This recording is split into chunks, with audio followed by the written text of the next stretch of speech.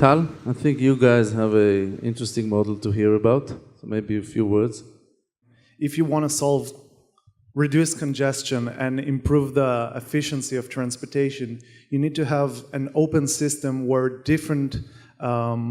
mobility companies can work together, so that when you're trying to get from point A to B, you're not just limited to the services provided by one silo, but you have access to all of the mobility services. So at DAV, we're taking an open approach to the same problem, the same issue, allowing anyone to access any kind of service, no matter which provider it comes from.